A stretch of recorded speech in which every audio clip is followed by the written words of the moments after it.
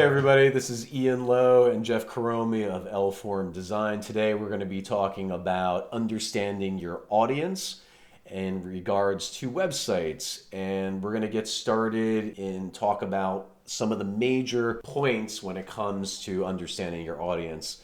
So first and foremost is if you are looking to develop a website, and obviously your website should be geared towards your audience, you need to understand some of the key factors. An easy way or a great way to start would be to look at your top 5 clients or maybe even potential clients that you work with or want to work with. So today we're going to refer to 2 existing clients of Lform. We have the Capsicum Group. Their cybersecurity primary client are law firms in terms of doing digital forensic analysis and cybersecurity. And our second client is Atlantic Equipment Engineers. They're a distributor of metal powders. The first website that we're going to refer to is the Capsicum Group. It's really important that you take a good hard look at your clients' websites and even your potential clients' websites. So let's go ahead. Let's switch gears here. Let's look at some of Capsicum's clients. So this is Tautman Pepper. They're a law firm, and you can see the overall look and feel and get a sense of them. You can also, maybe you want to dive deeper and take a look at the type of writing that they're doing. And obviously what's quintessential with law firms are the people at the law firm. So that's the first case in point. Here's Ballard Spare.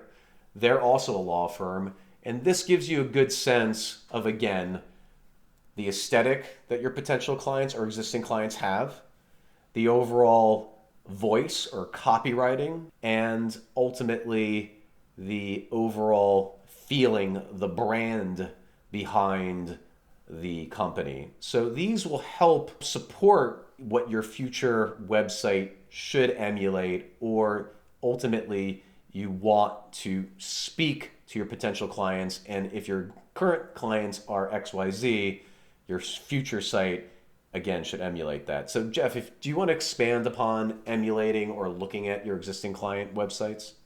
Yeah, absolutely. So when you're looking to emulate a client website, what you're looking at is basically trying to figure out what they're familiar with. So let's say you were a building supplies company and architects were your target audience. You would want your website to have some familiarity with what they expect their own website to look like. So it may be very visual, it may be image heavy. If you're like Capsicum, a firm that deals in the law and cybersecurity, you may want to emulate, law firm websites, which have very clean looks, a lot of stock imagery, very bold colors a lot of the times, and are very kind of personality heavy. Like this Ballard Spar website, this is really actually a good example of like a really nicely done law firm. So, when we were doing our initial research for Capsicum, we wanted to try to emulate, maybe not exactly these elements, but, you want to kind of look like you belong in the same area as that client. Absolutely. So once we've established the overall, again, aesthetic of your existing client and potential client base, the overall flow of the website, the voice, the brand, then we want to develop personas. Jeff, do you want to explain the essence of what a persona is? Yeah, absolutely. So personas are essentially snapshots of your ideal customer.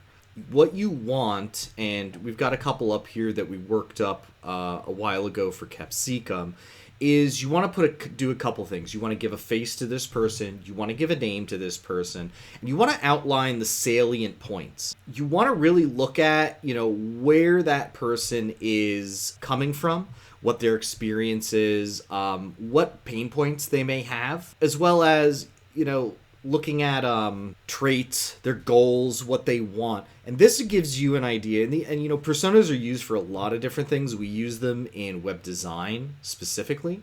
However, you could use these in marketing, for sales, and you want to kind of outline a couple personas. I would warn you, do not outline a lot of different very micro personas. You want to keep them broad enough that they're useful by multiple people, but you do want to kind of keep in mind how we're coming. For Capsicum, for instance, Vincent over here, he is the expert user. He may be a partner at a smaller law firm or a lawyer who is higher ranking within that firm, that they need something done. These are type A personality people. They're highly educated. But you also want to develop something else, because if you think about it, any way a business works is generally you have someone who is saying, hey, I need to find company XYB. And that's where a persona like Maria, if you scroll down a little bit, comes in. So this would be the person that is working under them, and they are doing the work. This could be a paralegal. This could be, someone who is doing the grunt work for someone higher up. And you want to keep these two types of people in mind, specifically here, because someone is always going to be doing the searching and someone's always going to be doing the evaluating. So you want to keep that stuff in mind. And putting personas like this together helps us think about how we want to write the copy on a website, what images we want to choose, how it should look, and also, what kind of calls to action they may need for that website and to spur them on to actually take the next step. So ultimately, personas are fake individuals that encapsulate what your best and potential client would be. We're trying to sell to other human beings. Selling is all about connecting, and how do we connect virtually via a website?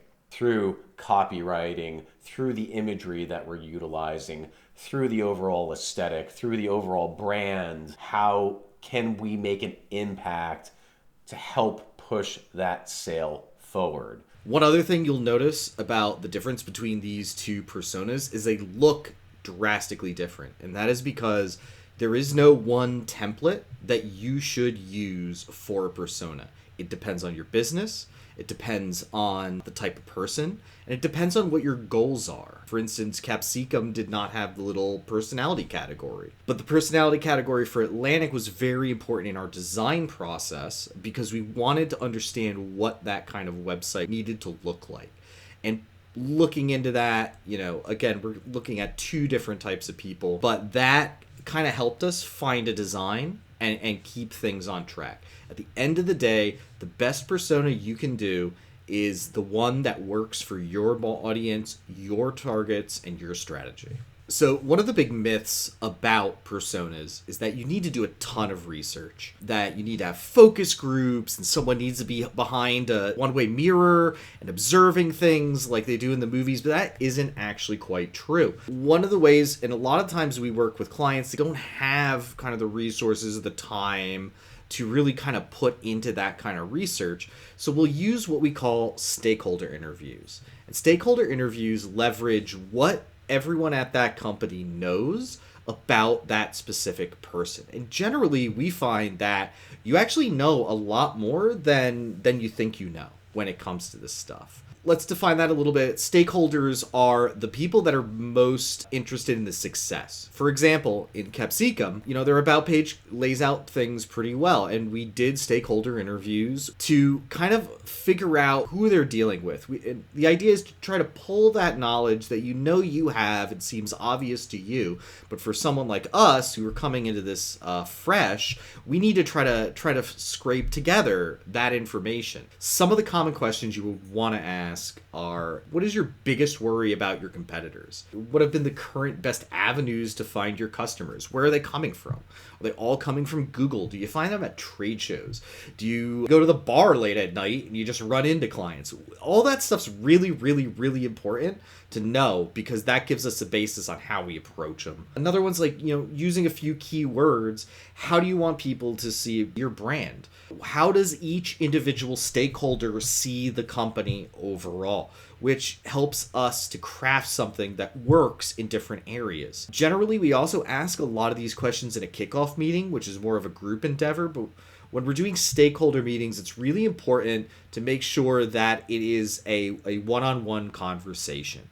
It is you, mainly, me at Lform, talking to the stakeholders and having an honest discussion. You want to make sure that they're comfortable, that they know that if there are any negatives, you're not just going to go talking about it. Maybe someone doesn't want to talk about the honest negatives of their company in front of, other people at their company, but they want to give you that information so you can use it and factor it in.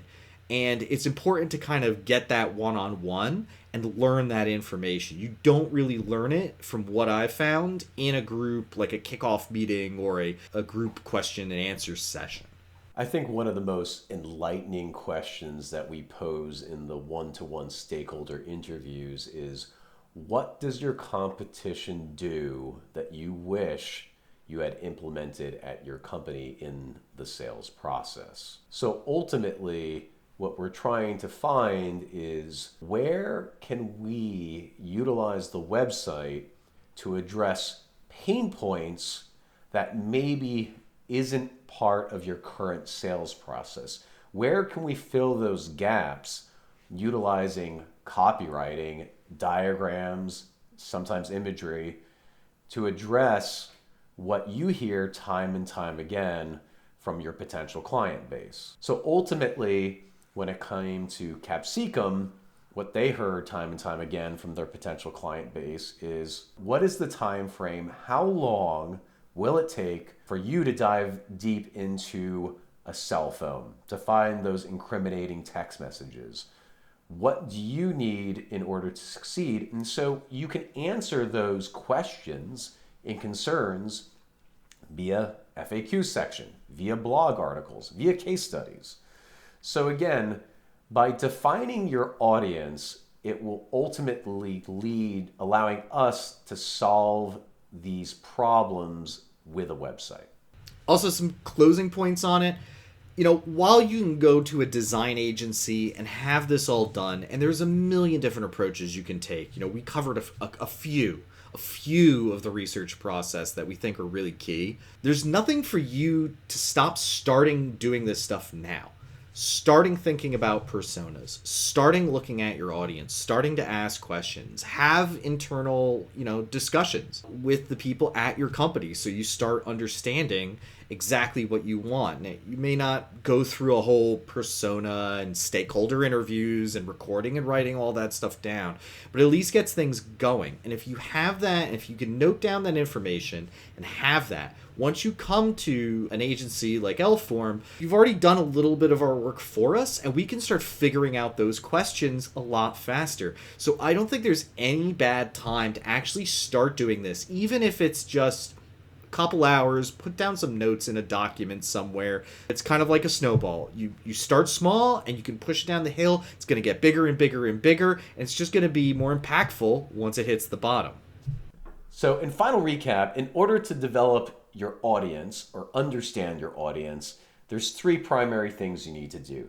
Number one is you need to develop a list of your existing client base and essentially list out the characteristics of their websites, of their overall brand. Number two is you want to develop your personas. Again, fictitious characters that embody your potential client base. And then number three is you want to have one-to-one stakeholder interviews, key individuals at the company that drive the company, and ask them pertinent questions that relate to the sales process and how they go about their day-to-day activities helping their clients. Lately, we've been MIA. We haven't been producing any videos because we wanted to come up with something that was a little bit more informative instead of critiquing people's existing websites.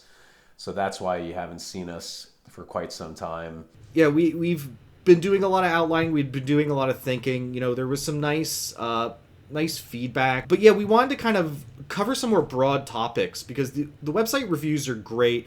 Those are more in-project things. We do want to cover topics that, are actionable, that you guys can look at and start doing now, which at the end of the day, on a little bit of a selfish note, helps us later. It helps you later. This is stuff that you can think about and get percolating in your brain so that you can, you can do a little better of a job planning. I like helping people. I've always enjoyed helping people. And so this is our way of kind of paying it forward by providing these videos. So hopefully you'll get something out of this. You can actually implement this. I know a lot of internal teams don't have a budget, so you might work for a large corporation. So hopefully you found some value in this video, and this will help maybe even sell it internally. I think, you know, at the end of the day, anytime you can make the web a little bit better of a place, it's just, in general, better for everybody. Thanks again for everyone watching. Again, this is a new format. We've been really excited to try this. We've done a lot of planning, so hopefully you really enjoyed it. Remember to subscribe to the channel if you want to see more videos like this. We're gonna try to be a little bit better about getting to this. You know, if you've got anything, any other thoughts, put them down in the comments. Love to engage with you guys. And at the end of the day, you know, hit like, do all the things that all the YouTubers ask you to do. It really does help us out. So thanks a lot, and take care, guys. Thanks, everybody. Appreciate it. Bye.